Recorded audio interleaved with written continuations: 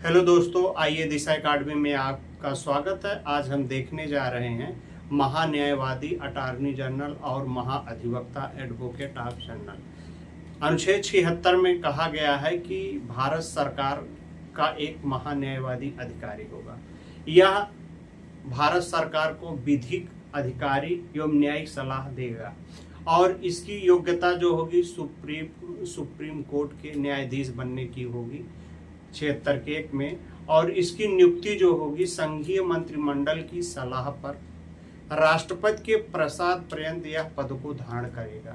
संसद की सिफारिश पर जब संसद सिफारिश करेगा तो संघीय मंत्रिमंडल की सहायता के लिए राष्ट्रपति के प्रसाद पर्यंत यह पद धारण करता है। और अनुच्छेद 76 के 2 में कहा गया है कि राष्ट्रपति का निर्देशित विषय पर भारत सरकार को विधि कानूनी सलाह देता है। मतलब राष्ट्रपति जब कहेगा तो यह भारत सरकार को कानूनी सलाह देगा। यह सभी न्यायालय में सुनवाई का अधिकार है इसके पास। राज्य के न्यायालय में सुनवाई का इसके पास अधिकार है। तो हम आइए देखते हैं। तो अनुच्छेद 76 में भारत का प्रथम विधि अधिकारी एवं न्यायिक सलाहकार है। 2001, 2006, 2010, 2014 और 2015, 2021 में पूछा गया क्वेश्चन है। योग्यता इसकी है सुप्रीम कोर्ट के न्यायाधीश बनने की। 2020 में पूछा गया क्वेश्चन है। नियुक्ति है अनुच्छेद 76 के 4 में है। संघीय मंत्रिमंडल की सलाह पर राष्ट्रपति के प्रसाद पर्यंत अपने पद को यह धारण करता है। यह 2022 पूछा गया क्वेश्चन है। इसकी सिफारिश संसद करता है। 2013, 2016 में पूछा गया क्वेश्चन है। और 76 के 2 में राष्ट्रपति के निर्देश पर भारत सरकार को विधि या कानूनी सलाह देता है। 2000 में पूछा गया क्वेश्चन। सभी न्यायालयों में सुनवाई का इसे अधिकार प्राप्त है। अनुच्छेद 88 हम देखते हैं। तो अनुच्छेद 88 में कहा गया है कि यह किसी भी सदन की कार्रवाई में भाग ले सकता है, जैसे लोकसभा या राज्यसभा में कार्रवाई में भाग ले सकता है, अपनी सलाह भी दे सकता है। लेकिन कोई वोटिंग हो रही है तो उस वोटिंग में यह भाग नहीं ले पाएगा। और किसी समिति का सदस्य यह बन सकता है, जैसे कोई समिति है तो उसका सदस्य भी यह बन सकता है। यह वेतन नहीं पाता है लेकिन किराया भत्ता पाता है। यह प्राइवेट केस लड़ने के लिए स्वतंत्र है। और महान्यायवादी देश का विधि अधिकारी होता है कि 88 में यह किसी सदन का सदस्य न होते हुए संसद की कार्रवाई में भाग लेता है। वह अपने विचार संसद में दे सकता है मगर वोट देने का अधिकार नहीं है। 2016, 2021 में पूछा गया क्वेश्चन है। किसी सदन की कार्रवाई में भाग ले सकता है। 2005, 2008, 2016 पूछा क्वेश्चन है। किसी समिति का सदस्य भी बन सकता है। और वेतन नहीं पाता है लेकिन भत्ता पाता है। 2021 पूछा गया क्वेश्चन है। यह प्राइवेट केस लड़ सकता है। आरओ 2014, यूपी मेंस 2021 में पूछा गया। महान्यायवादी देश का विधि अधिकारी होता है और भारत के प्रथम महान्यायवादी एम.एस. सीतलवाड़ 1950 में है और वर्तमान 15वें के वेणुगोपाल राय है। महाअधिवक्ता एडवोकेट जनरल अनुच्छेद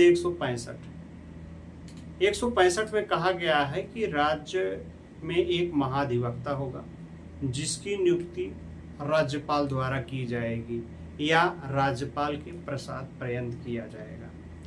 राज्यपाल को यह अधिकार है कि उसको कभी भी महाधिवक्ता को हटा सकता है। इसकी योग्यता हाई कोर्ट के मुख्य न्यायाधीश के बराबर होती है। वह राज्य के प्रमुख को विधि सलाह देने का कार्य करता है। वह विधान परिषद या विधान सभा दोनों की कार्रवाइयों में भाग ले सकता है और अपना सलाह दे सकता है, लेकिन मत देने का अधिकार इसको नहीं है। तो हम देखते हैं महाधिवक्ता एडवोकेट जनरल अनुच्छेद 165। यह राज्यपाल द्वारा नियुक्त किया जाता है।